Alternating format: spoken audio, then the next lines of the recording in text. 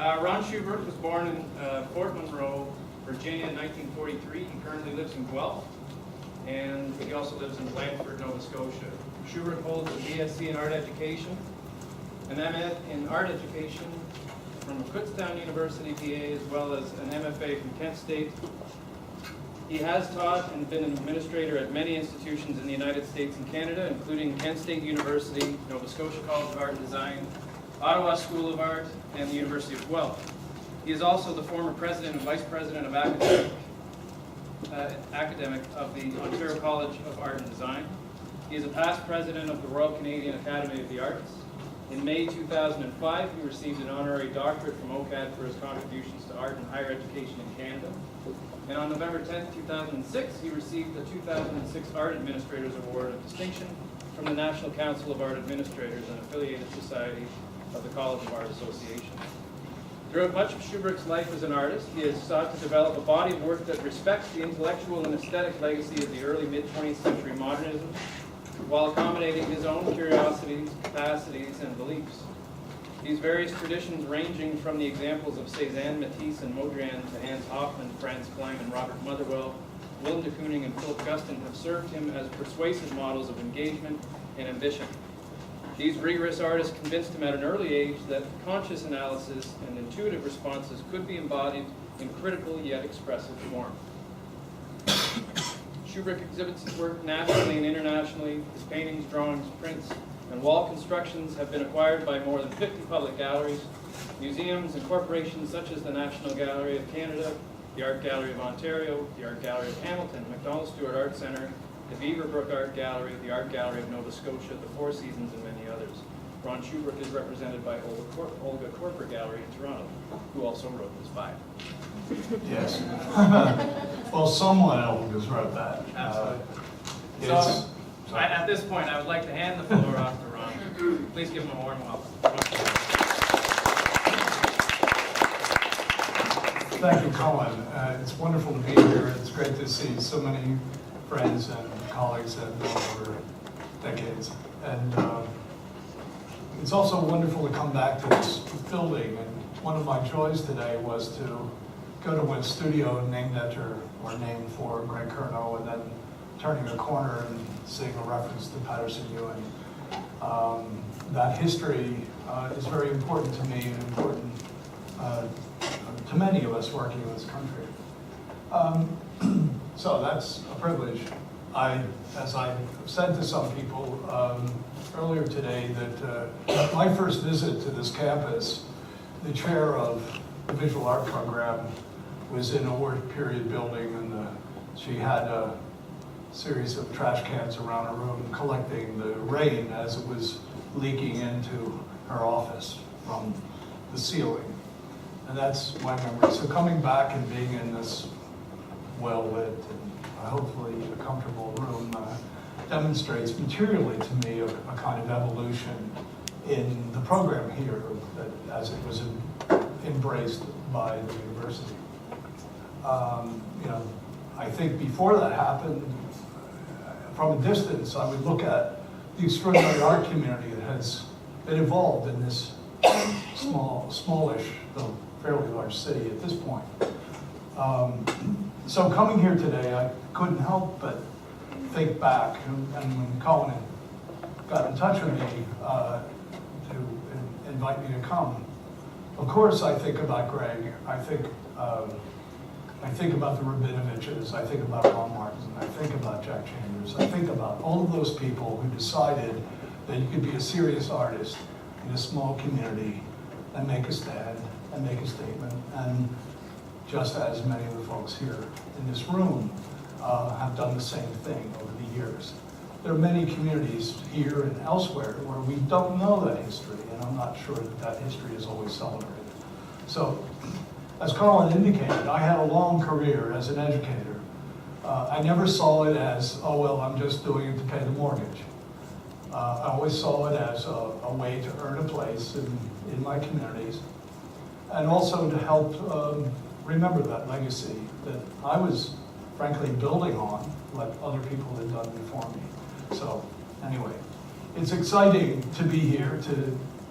I've seen over the course of the conversation this afternoon, talking to some of the grad students here, who, many of whom studied with my former students at some point.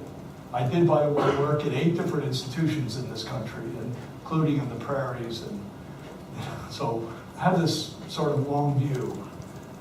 Every community that I've lived in has been an exciting place. Every community, Saskatoon, Halifax, Ottawa, Toronto, Guelph, on and on. And exciting if you didn't wish you were somewhere else. And it's something that I've spent my adult life trying to advocate, as an educator, but also an artist. I'm preparing a catalog essay on someone right now, and I was going through a very large text that was tracing from 2007 to the present, sculpture in the world. And I thought, well, I'm writing about a Canadian sculptor. And I found 3 Canadians referenced in this text that has about 800 pages, survey. And I said, well, what do I say about a Canadian sculptor whose history is not recorded in this larger arena? What can I say coming here about someone who I've spent my entire life, I chose to leave the United States at a certain moment in my life. And I fortunately got hired over the phone to go to Saskatoon. I got hired over the phone to go to Saskatoon because I had had an association, and you mentioned, with some of the first generation abstract expressionists. I knew Robert Motherwell. He was a reference at one point. I knew him a little bit. And I got hired because I had this cachet. Now, I hope I earned my place after that. But I was always very conscious of that whole issue. So, and the same thing is true of all of us who choose to work, and the fact that our birth and where we grew up, we have certain parameters of experience. And I've always advocated for using the experience you have and not wishing you were somewhere else. One of the most upsetting experiences I've had in the last few years, my last year teaching at OCAD, was a young woman in a class said to me, she was from Niagara Falls, in her mind, the wrong Niagara Falls. It was the Canadian side. And she said, one day we just had brought some people to the institution. I felt very much we should be reclaiming our heritage. So this young woman said, why do you always go on and on about Canadian artists and all that? You know, what? She said, it's so boring being Canadian. It was like she punched me in the face. And I spent the rest of the term kind of playing to her in a sense. I don't know whether I ever really convinced her, but I think her peers convinced her because they were all doing interesting work out of their own experience, which also included, texting each other and, talking. So there was that conversation that was informed globally, but also locally. So coming here, think of what Greg used to talk about in the regional, the regional reality. On the other hand, it was rarely talked about in my experience, Greg's relationship in his work to British pop, British, those sorts of aesthetic things. My history, get on with myself, is as egocentric as that is, but I guess that's part of what I'm trying to share, has to do with the complexity of culture, looking at all the resources and experience and sources that one trades on as an artist, and you negotiate through your whole life. I don't know whether there's another 70-year-old artist you've invited this year, but I'll bet most of you have not met many 70-year-old artists in your studies. I remember when I was a young artist, I received, and this is by way of background, this is not just anecdote, I think it's relevant. I was a young artist. I had been accepted at an MFA program at the University of Colorado. And I was visiting somebody, and I opened a newspaper, and I saw a little box ad. said, there's this fellowship program opening in Provincetown, Massachusetts. They'll give you a stipend and a studio. The stipend was $50 a month. It was 1969. I applied for it. Out of the blue, I was invited. So I decided not to do an MFA, but to go there. And I went there because of the artists and writers that I hoped I would meet. One of them being Montreal, who I worked with. And I'll conclude that reference. I was deeply influenced as a young painter at the time by his work, by his elegance, by his learning, by his capacity to write. I only ever read his writing. He started to do a philosophy PhD, gravitated in art history. I think it was, one of his professors said, you're not a scholar. You want to invent history. You want to invent a text. I think you're a studio artist. And he became that. But still, he had that history. Anyway, so in Provincetown, I got to know him quite well. A little bit. And I remember a studio visit, like we were doing this afternoon. He walked in my studio and he said, no, these are really quite accomplished. Oh, and very familiar. It's like meeting your key influence and how you negotiate those influences through your life as an artist from the beginning right to the end. And so I'm going to try to talk somewhat about this. I'm just going to talk about some work from the last 5 years. I retired from the Ontario College of Art and Design in 2008. And that was an occasion for me to reassess where I was. And it also happened to coincide with an event that deeply affected me and changed the course of my life. And that has to do with May 4th, 1970. I was a graduate student, 1970 to 72 at Kent State University in Ohio. And most of you are too young to know what happened there. And in the larger scheme of things, most of you would, and people have said this, why were you so upset? They only killed 4 students and wounded about a dozen. But when you're in a context like that, picture yourself walking across campus at lunchtime, and that's what happened, and your friends get shot down.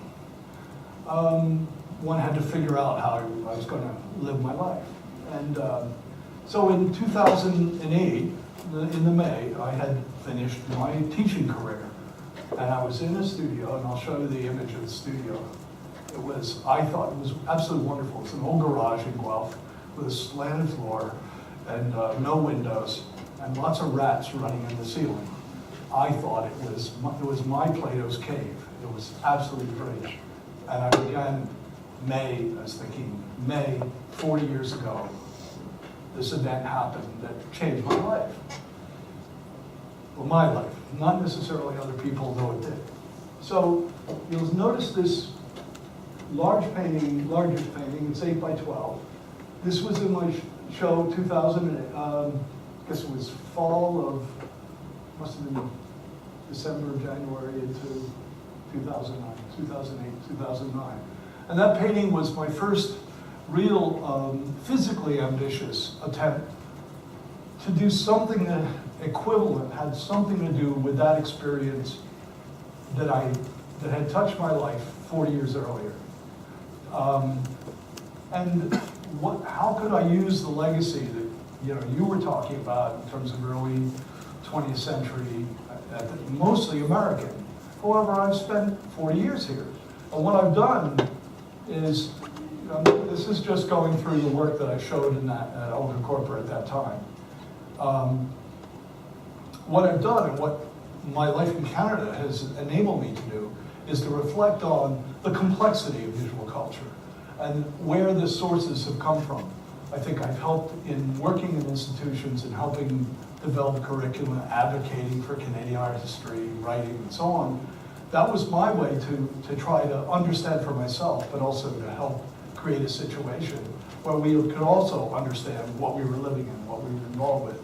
So see, today, see someone who was in the first MFA class at Guelph, here, and I've heard a conversation about that. That was a decision at a certain point in my life that we made because all of us who were working together at the time, felt we should create a situation that would give opportunities both to practice and to think about certain aspects of visual culture. So I've been compelled over my career to ask those questions of myself, but in every context where I've worked. And as I said earlier, I worked in 8 different institutions in Canada. So I couldn't take anything for granted. If I had remained in the United States, like most immigrants, and you stay where you were born, you're subjected to what is local and what happens to you, and you often don't know the larger arena. So I was fortunate when Otto Rogers called me up in Kent, Ohio, and offered me a job to come to Saskatoon. Because I arrived there on my very first night. I'm going to name some people, some artists you may or may not know, like Otto Rogers, who lives in Prince Edward County right now in Ontario.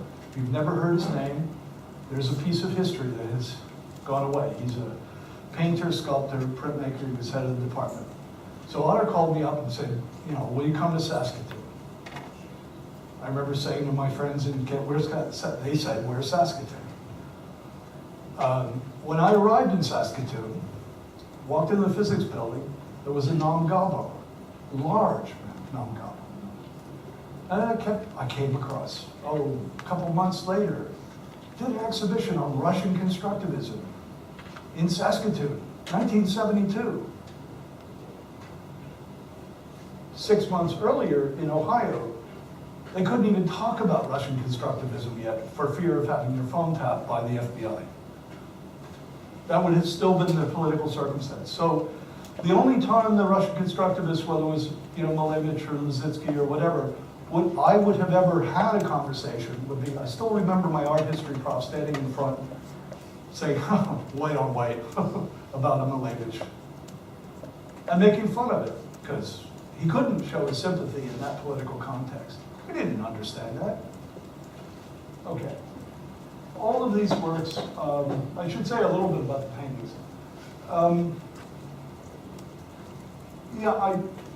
All of those artists that I've talked about, I'm much more conscious of the debt, obviously, at this point in history, than I did when I was a young person. I don't know when I resolved to accept the influences and accept what touched me. I know that as a young artist, by the way, this is a reference to the four students who were gunned down, but no one else would know, and I don't usually talk about it unless I'm doing a talk like this. So in this exhibition, there were lots of references buried and embedded, and to my, I won't say delight, because they were trying to process something that had touched my life 40 years earlier, I thought I had found a way to go deeper into a legacy that was more complicated than I think, what I was doing, Jason, late, 2008. Most people would, have very little, certainly in the Canadian art world, have much interest in. And that reminds me of an experience in the early, let me see, through the 90s, I showed regularly in Amsterdam. And that happened because I've been showing with Olga Korper for 35 years. And in the 80s and 90s, she used to go to international art fairs. And I was invited by a dealer in Amsterdam, and we worked together for about a decade. And I remember the conversation with a Montreal scholar who came to one of my exhibitions. And it was they had just opened the gallery, and I was opening the gallery. Oh, this was the first exhibition. I thought it was because the dealer thought I was brilliant. No. It was because she couldn't show one of her Dutch artists because she'd have to choose somebody. And then she'd offend the Amsterdam art world. So it was easier to bring a Canadian in and do this. However, at the same time, I remember this scholar coming to me and saying, it's wonderful, your work is really terrific. I can see you understand the legacy of Montreal. The same year, I had a review in Toronto saying, what's really wrong with his work is that there's the legacy of modernism in Montreal. So in two cultural contexts, the response to that resonance was very different. In fact, opposed. How does one negotiate that? How does one address that as an individual artist? Well, you address it. And when and if in any of these works you find some echo of history, I suggest that it's intentional, number one. That doesn't make it necessarily successful, but it is intentional. It's conscious. And so that's also very important. And I think those of you we've had conversations today, my fascination and commitment and understanding and desire to be part of the continuity is deep-seated in the work, and it's been in my teaching and in my practice my whole life. And okay. Essentially what you're seeing is my 2008 exhibition, Olga Korper. I want to talk a little bit about her and my relationship there, because I've certainly come to realize over the decades how much that relationship has affected my practice. How my relationship with her and her values and her judgment determined what aspects of my work have gotten seen in Toronto. In 1978, I was teaching at York University. Just we go back. Teaching at York University, and a group of artists, all of whom eventually founded Mercer Union. We used to be part of a gallery called Artists Cooperative Toronto. And I don't know whether any of you are aware of that gallery that existed. It hasn't existed for decades. But they invited me to show. And I had never had anybody ask me to exhibit my work before. Commercial dealer, artists, no one. That wasn't part of, and that was a long struggle. So I was so touched and moved. So I did a show. And I remember hundreds of people came to the opening, including Walter Moose and Olga Korper. Walter, who I just found out yesterday, just died recently, and was an important part of the Toronto art community. And Walter complimented me on the show, but nothing happened. Olga came up to me and said, I hate all of this work. Just hate it. Something like that. But could I represent you? I am nobody, I have no fame, I have no money, but could I represent you? Nobody had asked me to do that before, and I said, sure, and I worked with her ever since. And if any of you, if you haven't been to her space in Morrow Avenue in Toronto, I urge you, not because I show there and have shown there, but there's an example, kind of retrofitted building that, for me, every time I go there, it's like taking part of a labor movement and a retrofitting, history, going into a former foundry that has a new history. But it also, and those of you who've been in that gallery over the decades, she's only been there for a certain period. She was in a place on Markham, then 80 Spadina. She was one of the pioneers of 80 Spadina with fellow Grunwald. When that was, I guess it would have been early 80s. And this, I think, is relevant to all our exhibition careers and what we do. At the time when Olga and Fella leased the space at 80 Spadina, the consensus in the Toronto that I knew was, we can't have galleries that far west. It's the wrong side of Spadina, it's the west side of Spadina, maybe the east side, but there were no galleries in that part of the city. Today, west, maybe it's Windsor. That's probably cheaper real estate in Windsor than downtown Toronto. So I'm talking about how the world that we all inhabit, how it changes, how credibility happens, and I remember how 80 Spadina for a while late Alkis Kloneritis, who was the descendant of David Murdish's gallery, who was the manager. A lot of things moved into the building, and for a period, had a great currency. It was one of the places, aside from, well, three or four galleries, where you could go and see ambitious work in the city.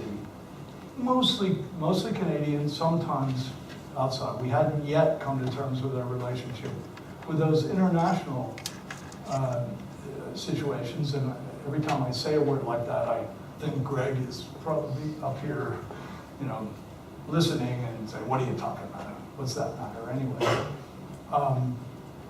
But anyway, so should I go on with these? So you're essentially seeing that exhibition. Maybe I'll stop this, give you a taste. The largest works in that show, the big work, Dark Spring, and I must say for decades I never titled anything. And that was a modernist conceit. And then I remember having a conversation with a late mentor of mine, shouldn't put it that way, but a great artist in my mind. His name was Myron Stout. And he was somebody I knew in Provincetown in New York. Myron had been a Hans Hofmann student. A big painting for Myron. I don't know, does that name mean anything to anybody in the room? Myron Stout? No? Well, Myron made a big painting for Myron was like this. Now he was the same generation as Motherwell and Pollock and so on. So he made these tiny works. Some of his drawings were 2 by 2 inches. It was, I remember, at a certain moment, artists would come in and say, and this painting's 50 feet across. I remember Sam Gilliam at one point saying, and this is a great painting, this is 30 feet, there's no wall. I had a friend, he used to make paintings. He made paintings so large, he had a big department store in Michigan. And he had, it was a disused department store. And so he bought this building in rural Michigan. And it was so big, he could make, 100-foot paintings. And he would sit up on this ladder with a reducing glass and look at it. And he made the paintings, he said, they have to be this big, and there are no walls in an interior anywhere. And that made them good. Well, and that sort of macho sort of desire, that was the ambition of scale gone crazy, in a sense. I was driven by that for a very long time. And when I met Myron, to be with him, and he'd be working on a painting, and there's a story about him. He had a small retrospective at the Corcoran sometime in the late 60s. And he got caught working on a painting that the Museum of Modern Art owned. He had his red sable brush, his 2 tubes of black and white. And he just noticed that a curve just wasn't perfect enough in his mind. But he hadn't owned the painting for 13 years or something like that. But he still felt, it just had to. And I remember him saying something, a work of art takes as long as it takes. It's like making a cathedral. So you're constantly resisting the marketplace if you have integrity. Of course, we all have to eat. We all have to survive. And that gets very confusing. And that has to do with getting back to working with the same commercial dealer for 35 years. What do? You work for 3 years, and the person you trust as your friend comes to your studio and says, 3 years of your work, you should destroy all of this. It's not worthy of you.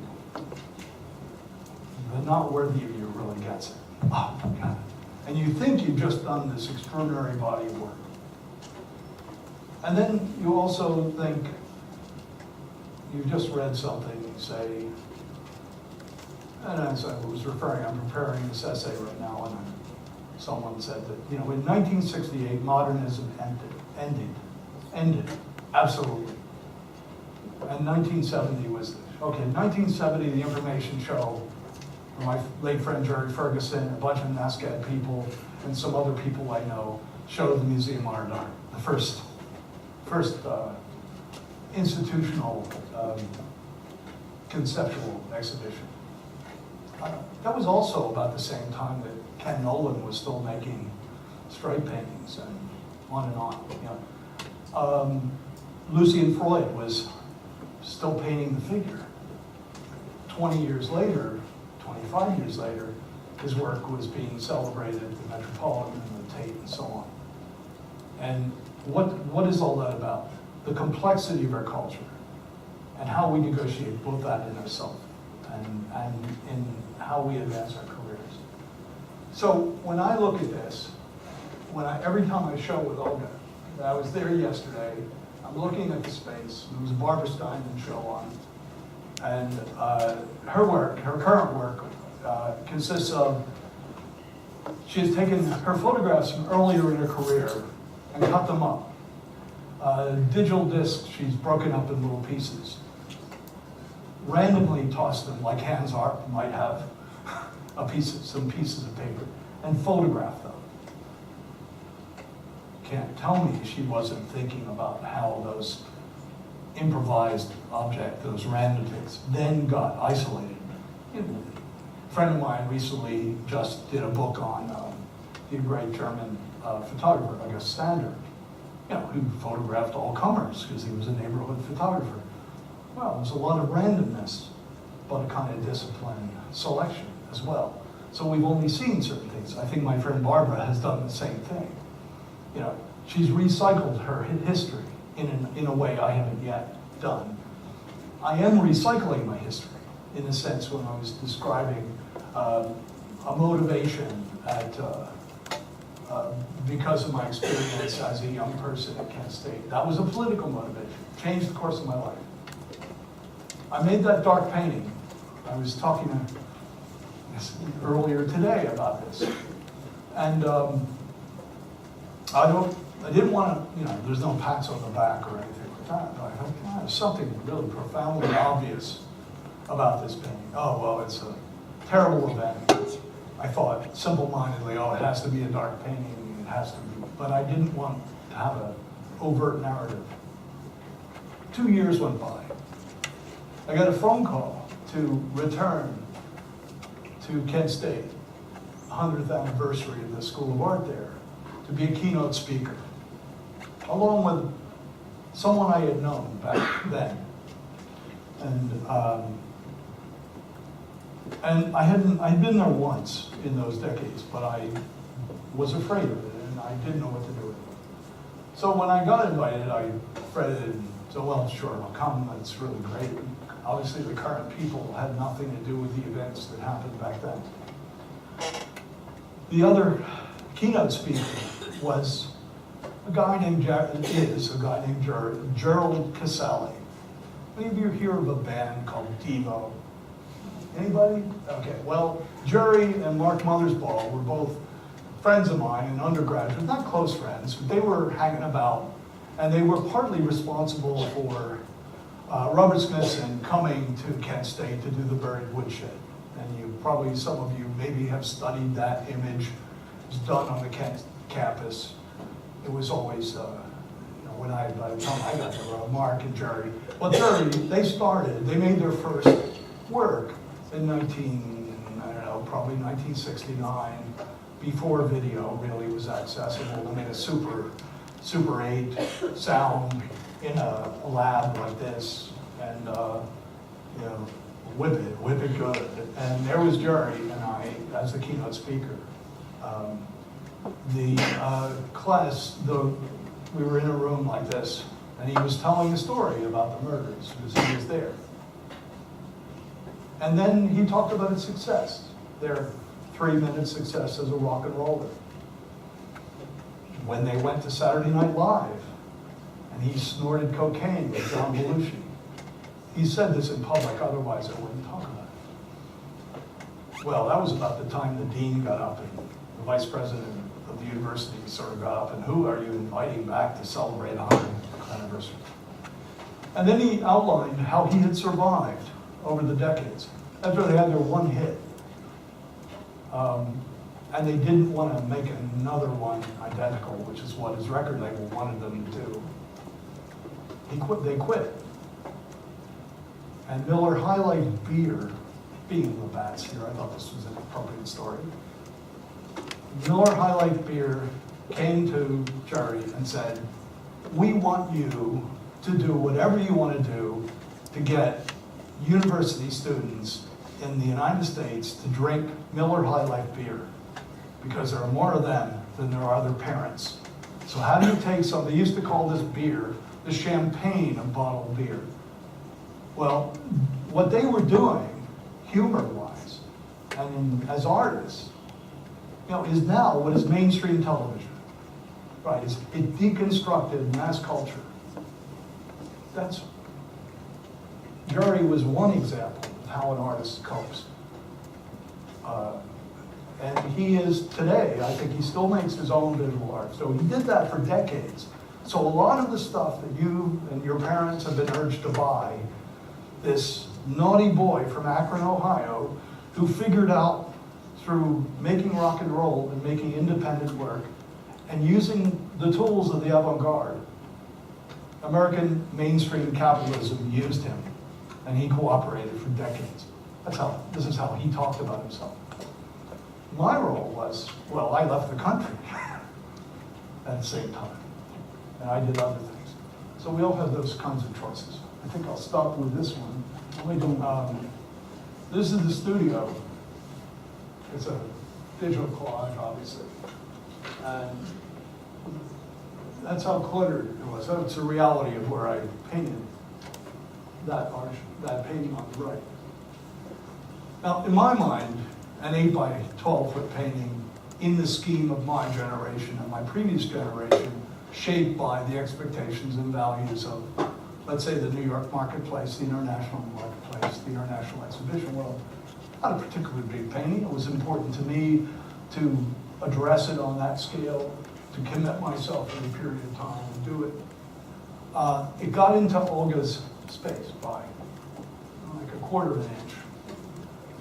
And we said at the time, because she's often, like many of the people I worked with, talked about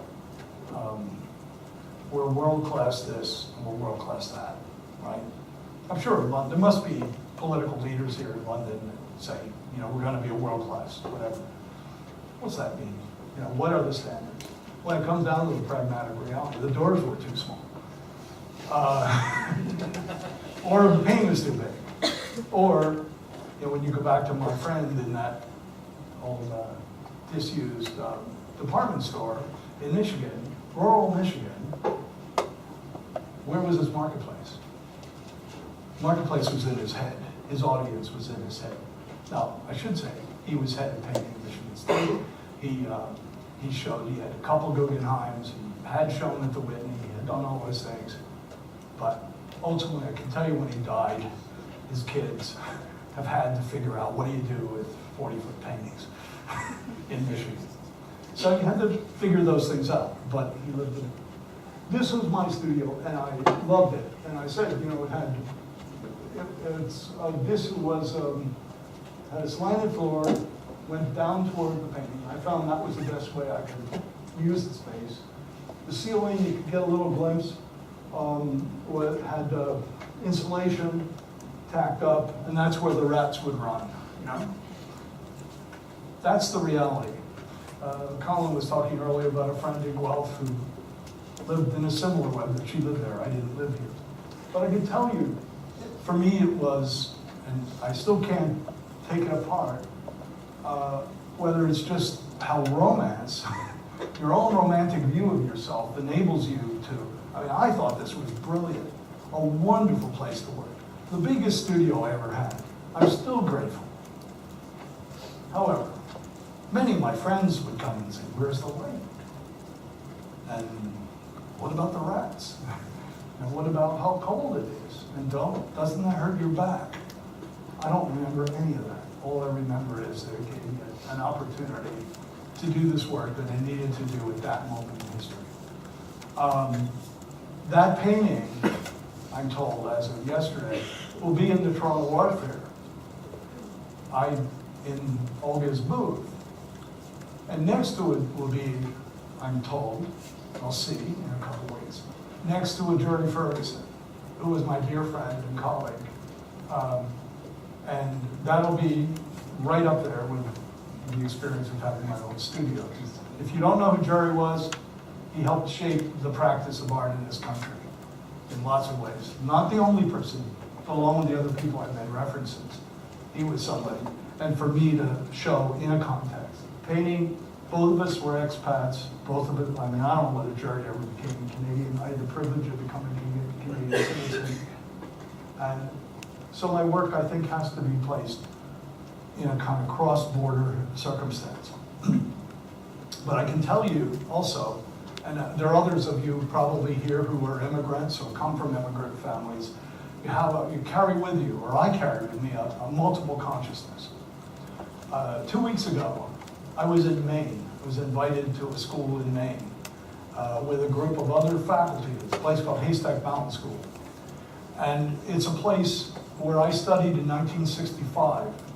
In one pocket, metaphorically, I had my draft notice. It was the beginning of the Vietnam War. And I got this scholarship because a guy saw my work as a student and said, "Hey kid, how'd you like to go to Maine for the summer and on a scholarship and study at this place?" Which I had never heard of. I'd never been to Maine. I hardly had ever been to the coast. And I went there while I was waiting for to go to Vietnam or something. So 50 years later almost, I got invited back. I've been back a couple times as faculty. I was just there. I can't tell you. I thought, am I being un-Canadian by coming back here and having it matter so much to me? Well, a friend of mine there who's a Quebec, this is origin, he teaches in Massachusetts. He did his graduate work in the US, his undergraduate in Quebec City, could never get a job in Canada. So we spent a week together just recently. He was talking what it's like to be a pro-separatist living in Massachusetts, and we were comparing the mirror experience. He's worked his entire life in the US. I worked my entire professional career more or less here, and what that does to your work. When he thinks about Paul Emile Bourgeois, and he's carrying that in Bedford, New Bedford, Massachusetts, there's no one else he can even mention other than to his partner. And what that does in the conversation-making culture. Well, I think that is our postmodern condition. Anyway, let me get rid of this now. And this, oops. Okay. Now, what I want to show you the last few minutes, I know I didn't talk specifically about formal relationships. Maybe I'll just, okay. I have a couple things. I was invited a few years ago, and this is, I'm all over the place, I know. I was invited to write by Ottawa critic, literary critic, and short story writer, John Metcalf, who was the senior editor of this magazine, which is Canadian Notes and Queries. It largely focuses, do you know the publication? I think if this was a group of English majors, you would probably know this. Seth now does the graphic design for this. You know Seth, the Guelph illustrator who works for the New Yorker. So a lot of the, you pick up the New Yorker at the pharmacy, you look at it. It's ironic that half the time those covers were actually done in Guelph or Toronto. Interesting. Little cultural imperialism. Well, Seth now does this. Well, this was before they changed their idea of how to gain it. Anyway, John asked me to write. He had read something that I had written. And he said, we want to do two articles. He would write an extended article on what he saw as, let's say, formal concerns in literature. That may not have been it, but something like that. And he asked me, would I write about that in visual arts? Knowing that, using the word form, if somebody says, you're a formalist at this moment in history, it's almost the worst thing somebody can say. It's a little bit like saying, you're an academic. I remember a colleague saying, you're nothing but an academic. And my colleague said, who has 2 PhDs and 2 MFAs, I don't know what he is, and is a full professor at a university. If he's not an academic, I don't know what is. So we use these words. So anyway, John asked me to write, would I do this? And I sat down and I thought, well, what matters to me as an artist about form? Why am I still so caught in this? Why does it matter? And one of the things I usually do when I go to the AGO, there's one little Cézanne that I always visit, that for me is a miraculous little painting of what this rather troubled, mentally ill guy hanging out in the south of France did once, because he fussed over his little sensations. And for me, there's talk about integrity. This has that integrity. So I'm amused that I put this off for 2 years. Kept saying, John would say, do you have that thing written? No. So I finally started to ask myself the questions. Why do I do, why have I done what I've done? Again, I'm stepping on a kind of ego here. And so I started it, and I realized I couldn't write the kind of analytic essay that he wanted me to write without rethinking, and I was 60-something at that point, rethinking my own biography and looking at these cultural forces and political and economic forces that had shaped my options, and I had made choices with it. It was one of the things I was reminded of was something that Franz Klein wrote in an interview with Frank O'Hara, the poet, and at one time curator at the Museum of Modern Art in the 50s and early 60s. And Klein said this, if you're a painter, you're not alone. There's no way to be alone. You think and you care, and you're with all the people who care. To be right is the most horrific personal state that nobody is interested in. And I remember when I read that, I must have been in my early 20s and thinking, oh, well, to be right. You never know whether you're right anyway. And if you live long enough, you'll say, well, because I remember, people coming to my studio or writing on the paper, and I'm saying, well, that's wrong grammar. So every time when I see a sign around London or Toronto or Montreal in which an adjective is used for an adverb, my grade 7 English teacher would have really, given them bad grades. But it's become part of it's the way things work, usage. So, we just live it out. And for me, making work is doing the best you can with what you have, or what your opportunities are, and moving on. And one other thing, this follows up with that. A little book that was published in 1962, some of you may know, by a late Yale professor, The Shape of Time. It was more involved with anthropology than art, and I think he also taught art history in some shape or form. I don't know much about Kubler, but in this little book, which early 60s, in certain contexts, many of us read. I remember when I was teaching in late 70s at York, and my dear friend Tim Whiten, by the way, he's going to have a dynamite show that opens soon at Olga Korper. I don't get any money from her gallery, either from my friends or my own work. So anyway, so Tim and I used to work at York together, and we both had discovered Kubler on our own and separately, and we'd say, how did this guy know this stuff? But one of the things he said, which I think was a great burden and explained perhaps to me and I hope to others why we make the choices.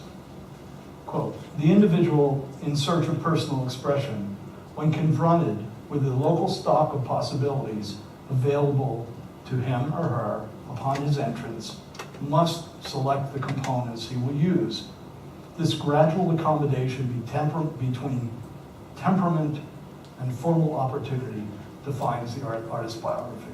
So you have an opportunity. That's a situationist aesthetic, essentially. Here you are. There's something presented to you, and there are other things aren't. So what do you do with it? Cry? I had a friend earlier in life who said, I would make great sculpture if somebody would give me a commission. Well, he never got the commissions and he died a painter. So, there we are.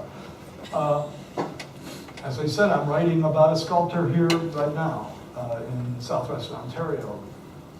How many sculptors have actually lived and tried to live 50 years as a sculptor?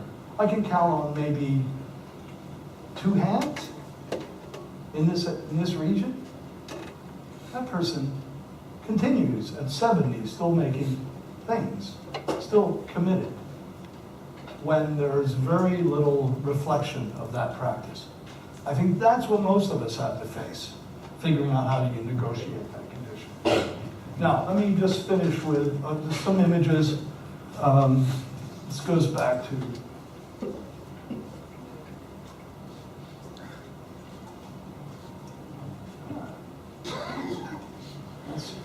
you have to realize there were no computers in my life until midway through the University of Guelph when I was chair. And when we redid a building, the university forgot to connect us. When you were a grad student, we were not connected at all. So the fine art department had no access to computer. It's a little bit like, the great, in my view, great photo performance artist, Susie Lake, who was my dear colleague. When Susie and we joined the University of Guelph right around the time, the fine art department didn't have a dark room. The physics department had 8 dark rooms. I discovered that. The landscape architecture had 2 dark rooms. So we, did these. Whereas Susie had our students, we took over a broom closet. And those kids do you remember this? They were doing like 6 by 8 foot mural prints in a broom closet. And they were a hell of a lot better than some other places that I saw, because that's how Susie used to make it in her bathroom, And I think that taught us something, in the process. But I'm a pre-technology sort of guy. When I was chair at NASCAD, the chair didn't have email. We didn't even have computers. We were still doing electric typewriters. And I joined the school in Ottawa as its director. And I discovered computer technology. This is 25 years ago. Because, probably know, there are some computer companies. At that time it was called Coral Draw, who was the graphic, Okay, well, the owner at the time was a benefactor for our school. So he gave us all of the technology that was a year old. And I got there. One morning I discovered we had an enormous deficit that nobody had told me that we had when I left NASCAD. So I decided I'm going to write letters. And 9 o'clock, by noon, we sent out 2,000 letters. If I'd still been at NASCAD, what was perceived as the most advanced art and design school, I think, in the country, outside of other places, I think we perceived ourselves, it would have taken me 6 months to have done what we did in 3 hours. That was my introduction to the world of technology. Now how does one operate with that kind of insight or that awareness?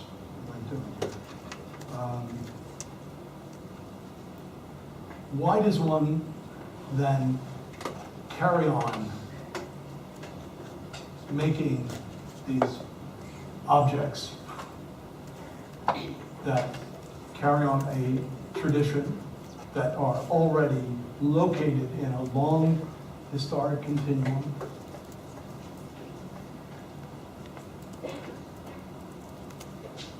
Okay, I'm going to show you these 10 paintings I've done in the last, I guess, 6 months. I'm associated with a new initiative in Guelph called Boarding House Arts. And that's derived from the fact that the building that we're in once was a boarding house for the agricultural students at the University of Guelph. So Mrs. Black had a boarding house in the early 20th century. It then became the Guelph Civic Museum. 2 entrepreneurs, life partners and entrepreneurs, bought the building about less than a year ago.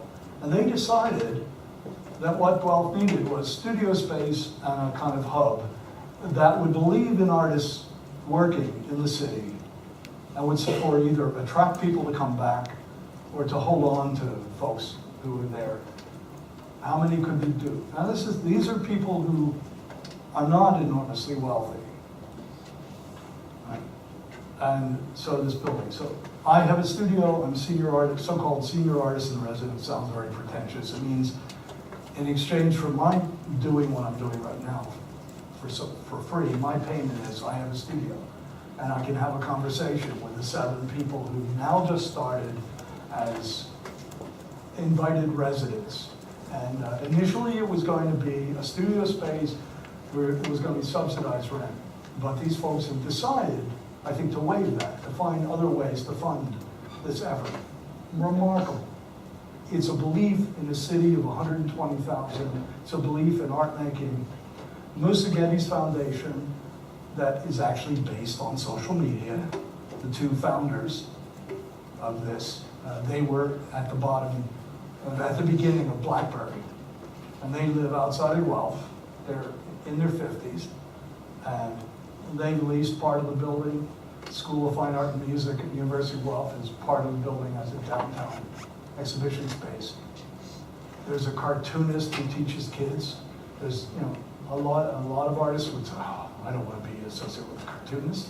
That's wonderful.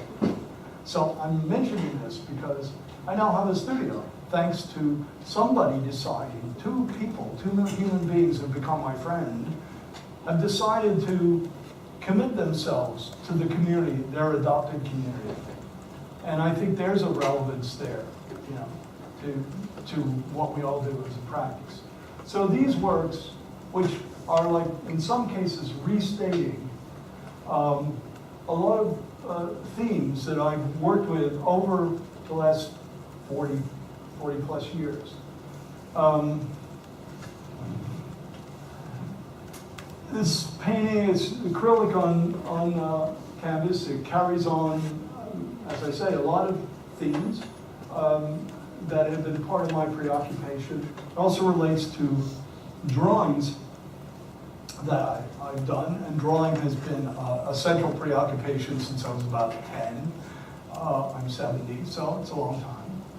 And one of the things that I've experienced is that most of my artist friends think my paintings tend to be decorative and kind of irrelevant. And my drawings, a lot of my artist friends, we traded, they buy, okay. And there's a drawing show, traveling. It just concluded a couple weeks ago at the Thames Art Gallery in Chatham. It's going to the MacDonald Stewart, then it goes to Mount St. Vincent in Halifax, then Kelowna, BC, where Liz Wiley is the curator, and then it closes, I think, at the Robert McLaughlin in Oshawa. So it's going to 5 institutions. This is a catalog, and after we finish, welcome to take a look. They're all charcoal drawings. The show was organized and selected by John Kissick, Director of School of Fine Art and Music at Guelph. There's an interview by Robert Enright, who's a research professor at the University of Guelph. None of this was planned. I thought we were going to have a retrospective. But John said, you're not dead yet, so let's deal with this as a live practice. So John wrote a text, David Urban wrote a text, who was the first graduate, I think technically the first graduate of the MFA program, but others also were in that same class. Melanie Otier, who was the youngest, I guess Melanie, if you know her work, shows with Georgia Sherman. She's a young painter, lives in Ottawa, went to Concordia and did her MFA. So in some ways, this whole enterprise had to do with people. We had an alliance, partly through institutional work. I've talked to Melanie, I think, for 15 minutes once. She wrote a text. And it was very interesting to read what a 30-year-old says and interprets about my practice, what David would say, who's probably 10, 15 years older, what Robert Enright would, the questions he would ask me and then edit, and what John did. So you have 4 versions. I know this is almost like a postmodern conceit. That is, you always have more than one voice. Now, for me, it's a very interesting element because to have artists who come from different theoretical, different experiential bases, and to address work that actually was supposed to be just the last 10 years, but ended up, I think the earliest work is in the McLaughlin collection that goes from 1980.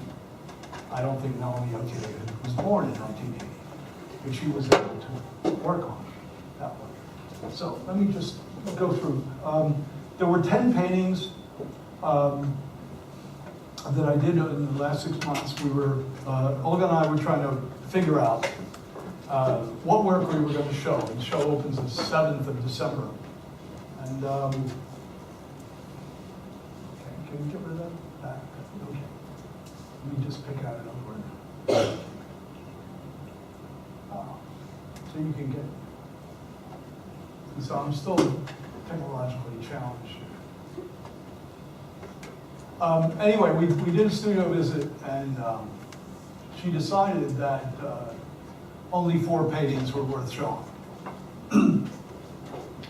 Well, with the charcoal show travel, I'm not going to show you the current work, though I do hundreds of these. And this show has 22, 23 selected over the last 25 years or whatever. And I had hoped that some of the work that I did decades ago, the National Gallery owns a suite of charcoals of mine from the early 80s who were bought by Jessica Bradley and Diana Nemiroff when they were sharing the curation. They've never been shown. They've been in storage ever since. So I've never seen them. And anyway, that's not what happened here in this show. These works, a lot of these things, I still believe they have great merit.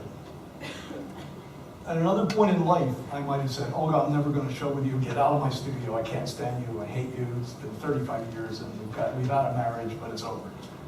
That would have been dumb.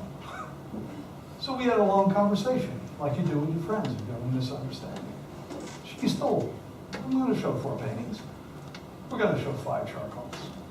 But we're also going to show some small watercolors that she always thought were trivial because they're tiny. And who does watercolors? Nobody does watercolors. Probably everybody in the room is doing watercolors. But when was the last time you saw a major watercolor show? If you do it first. Who's it? Robert Lindsay wrote a piece, I think in Canadian Art a couple of years ago, on the new art, watercolor. Maybe it's because he lives in an apartment in Kitchener.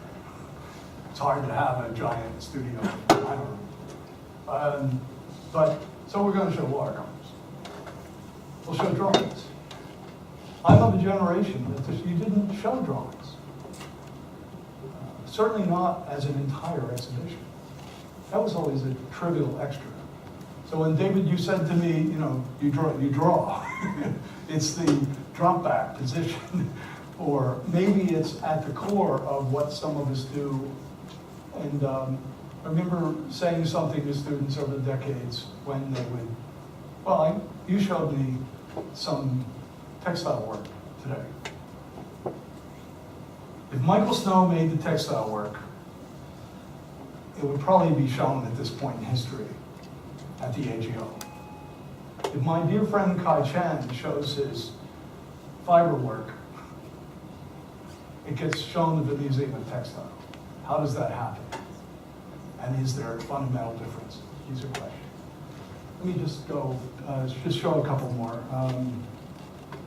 Okay. Come on. How do I?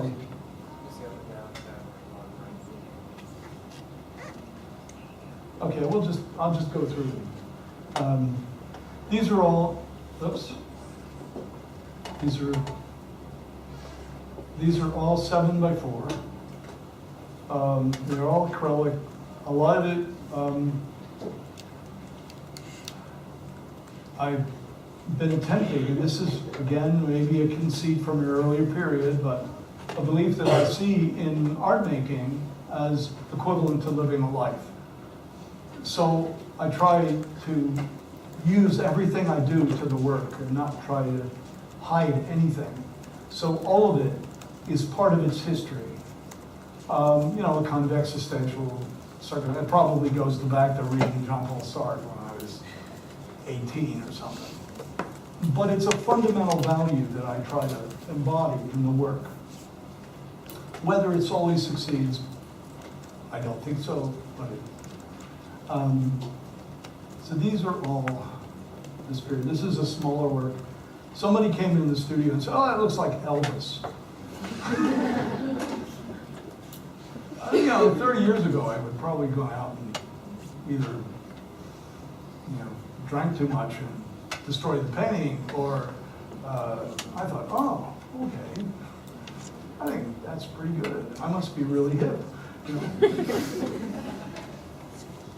One of the things I might talk about is, a lot of these works both seem to, like, let's say a painting like this, clearly has a link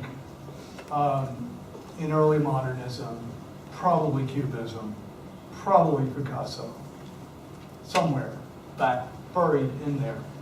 It also, to me, and one of the things I'm thinking about is the contingency of the time we live in, the instability. If I were theoretically minded, postmodern condition, no longer one single issue that holds it all together.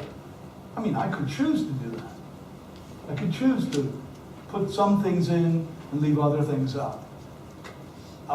Yesterday I was rereading an essay by Karl Popper, the philosopher, and he made the point about paradigms.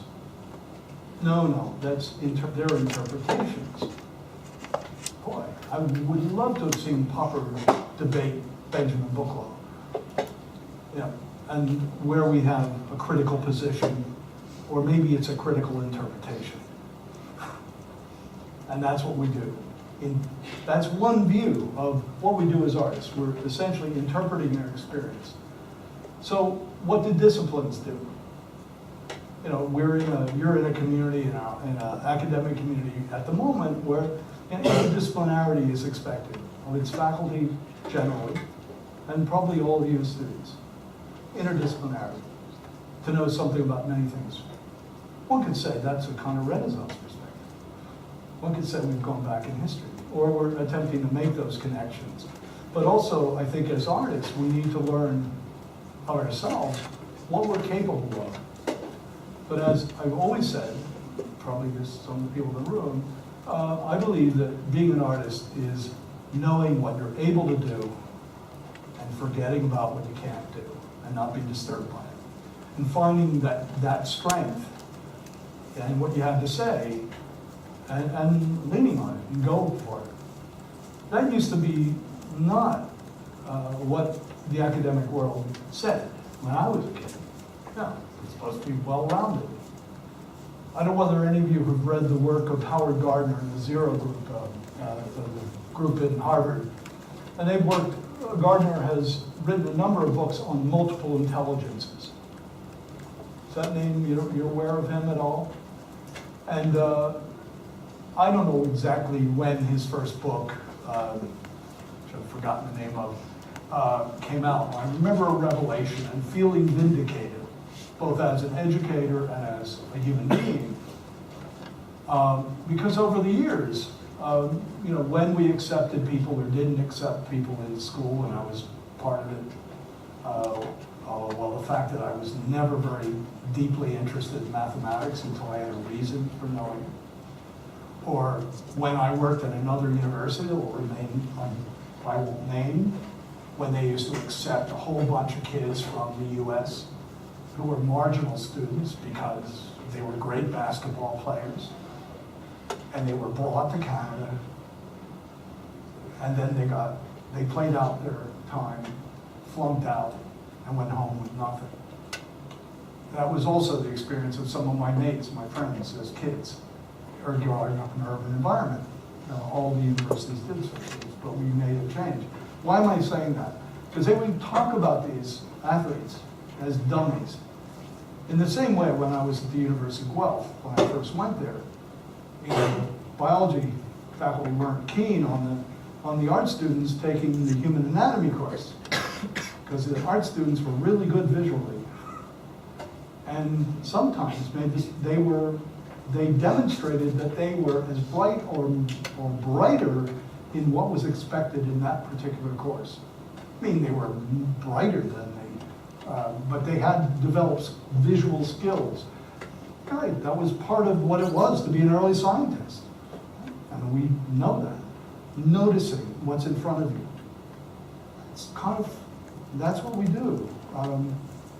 So when I go back to this and I say, oh, well, this has a legacy, or it's tied into early Picasso, Braque, Green,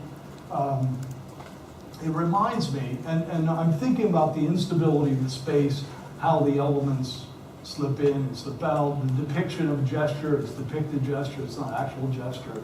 There are aspects of it that are gestural, some of it are absolutely flat. So I'm working with all of those factors. I'm not sure whether it's a terrific painting, a terrible painting, whatever. I know it's an experience I've worked with, and it still seems, you know, I actually worked on this painting, started about 3 years ago, and I finally brought it to what I thought was a conclusion. A few months ago, when Olga looked at my work, I'm sorry that I'm even referring to her, but I'm talking about what my production, what becomes public, what becomes part of the public discourse in culture. Well, this painting is not going to be shown in December, will not be in that exhibition. It will be unlikely that it will ever be seen. I will probably roll it up, and I remember Alex Katz giving some advice once saying, whatever you do, when you roll up the paintings that nobody wants, put them in your attic. Don't put them in your basement or your garage, because they'll mildew. They might mildew in your attic, but you'll have a better chance. And so that's interesting. For me, that's a lesson. This painting was chosen because it'll be one of the paintings. Again, it's 7x4. It's acrylic. It has a lot of the surfaces worked to respond to the configuration. The configuration and the ground were worked back and forth. Those little residue of pieces of Mondrian, or those rectangles that echo the rectangle, for me, it's a way of echoing the support. The gestures in the surface have something, they align themselves with the configuration and don't. They're in tension at times. So my attitude is that however an audience may relate to this, I want nothing to be arbitrary. On the other hand, when I started the painting, I didn't know what it was going to be. And for me, again, that's life. I'll go back again to my community. There's, have any of you ever been to the Guelph Jazz Festival? No? Well, Guelph Jazz Festival was its 20th anniversary. It was started by university English professor, Ajay Hebel. And Ajay, I think, he plays with a band called the Vertical Squirrels. As a PhD, wrote his dissertation on Alice Munro happens. He's of a certain ethnicity, which was not the same ethnicity as hers. I only say that because an immigrant family comes to the country, looks for the great literary figure of her time. Nobody had written their dissertation on her yet. But what he really wanted to be was Miles Davis. At the same time as being a literary critic and paying homage. So I'm talking about, he's a friend and he's part of the community. So he decided Guelph needed a jazz festival. They also, those of you who are looking for research funding, he said, you know, what is jazz fundamentally about? You know, I'm of a generation where, you know, in a university, nobody in university in 1959 or 60 would talk about Miles Davis as important, or Duke Ellington, or those American jazz musicians. as worthy of university study. Of course, we have doctorates in the field today, and we have them in this country. What Ajay figured out was jazz is all about improvisation. Improvisation and society. I don't know whether you saw how much there is a team of researchers now at that institution and in the city. They've received millions and millions of dollars of research funding to take the attitude, the idea of improvisation, starting with where you don't know, and that is the savior of a city. That's the savior of the community. Not functioning on a single value system, but being flexible and working, finding out how we can move from the unknown into the future. Well, we learn to codify that kind of thinking, which is frankly what I do, what a lot of abstract artists, what all good artists do, what Alice Munro does when she has an experience going down to the market and notices something, and it becomes better than Chekhov when it's turned into literature, and it's about self-literature Ontario. So this one was chosen, though it's a small painting. It's about 5 by 4.5. It has this stable geometry and unstable depicted gesture and actual physical gesture.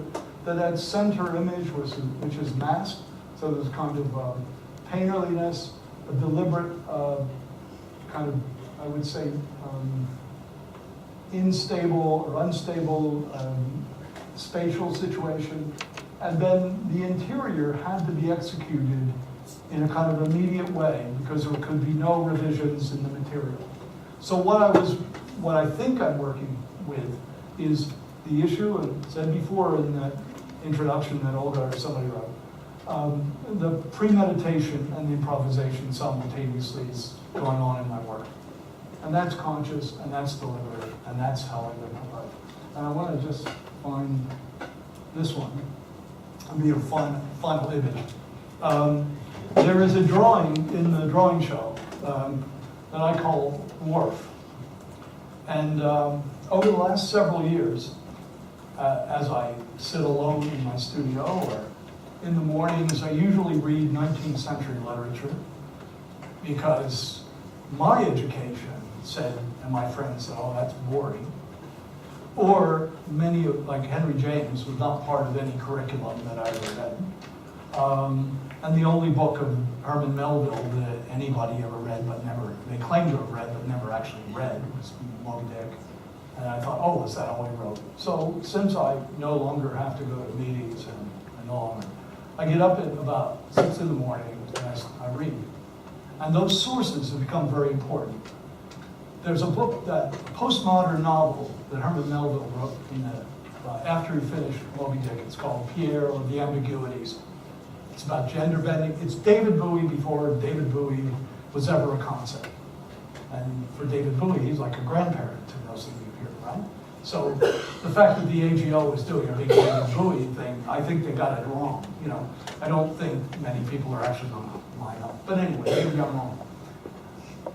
I thought when I read Pierre, the Ambiguities, and the Ambiguities has to do with the whole novel, which is a reflection of Melville's reading of Shakespeare, of the cousin becomes the niece, becomes the daughter, becomes the brother, the mother becomes the lover, who becomes anyway. It's like Greek tragedy, which is sometimes what happens in Alice Munro. Some of my work has to do with that, and tracing those unstable conditions, and still wanting to maintain that link with cultural heritage. What is that about? Probably because I'm anchored there at a certain age. This work, which originally, I did it this summer in August. I lived part of the year. I have a studio in Lunenburg County, a place where Marsden Hartley worked for a while. A lot of his paintings that are attributed to Maine were actually done in Lunenburg, Nova Scotia. And I did a drawing related to this when I was in residence a year ago at Thames Art Gallery in Chatham. Some of the images came from driving around southwestern Ontario, looking at images, looking at barns, finding that, solar panels had sprouted up like wheat, which that was all part of the history. Looking for motifs that I could think about that would teach me something about where I was. I also stumbled into Dresden and Uncle Tom's Cabin and the history of the Underground Railroad and so on and so on. And I made a bunch of drawings that were notational. I photographed, I thought about it. I went back to my studio, looked at some drawings I had done of a wharf in Provincetown. My house in Blandford, Nova Scotia, looks out over 10 Cook Islands. The U of T, I know this all sounds tangential, but it all comes together. U of T Press handles one work of fiction.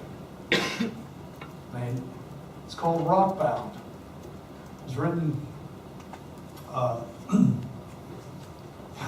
it's dangerous when I'm on my brain. Anyway, it was originally published in 1938. It's based on the lives of the people who live on Tancook. God, this is ridiculous. Sorry, I can't think of his name. But the book is Rockbound, and it is like a Norse saga, but it was written in the 30s. And this author was Alice Colville's commanding officer in World War II. Never mind. I live in the house that was built by the guy who told the stories to the academic who wrote this novel. So I look at a fish plant every day when I'm there. I look at the Tancooks. I hear my neighbors. Many of my neighbors live in 19th century existence, even though they've got 100 cable stations that they look at. But of course, 90 of them are the same program. This image and the drawing that relates to it, which is about 6.5 feet by 5, that's not an issue, but I wanted it to have a kind of space. I think, and a kind of scale that was compelling. In most, I would say, domestic circumstances, put it in Olga's and it'll shrink. So this painting, has a lot of that architectural reference, has a lot of other elements that I worked with over the decades. Some of the images are derived from observation. Obviously, it has crept up to almost explicit representation. I'm still anxious about it. I still don't know whether I should be doing that at this point in history. Am I just being nostalgic for an earlier age? Am I thinking about, Stuart Davis? Am I thinking about Ralston Crawford? I bet that's a name that might stump some of you, who came from St. Catharines, Ontario, but had his career in the early 20th century into the 50s.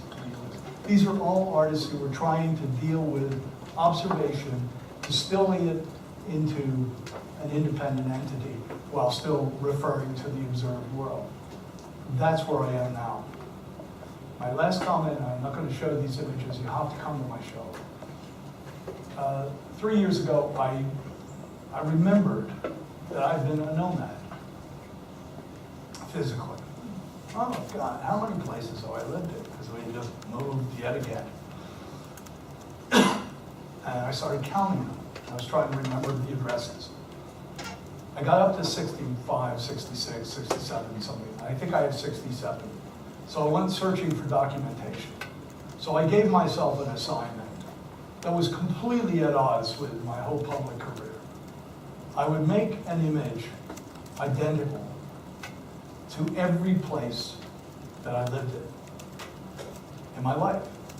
And they would all be, and they would each come, I would have to wrestle with or improvise whatever information I could gather and turn that into an independent entity, all of which was related to those images. Sounds narcissistic. When I looked at Jared's paintings today, I was thinking about the monarch. These are all black and white and gray and so on, because I wanted that sense of distance. They're all about 12 by 16. Obviously, the place I was born in a barracks in Virginia, as you read out, I don't remember. I have a document.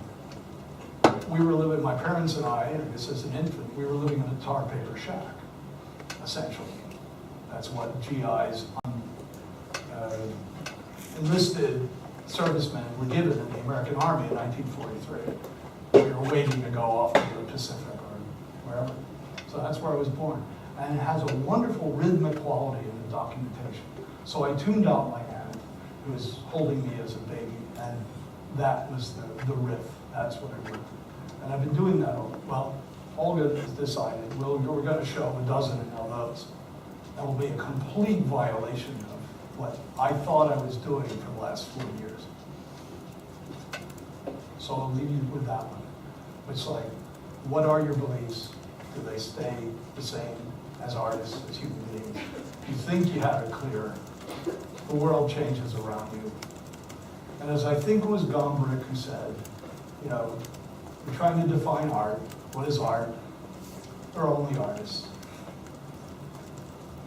Thank you.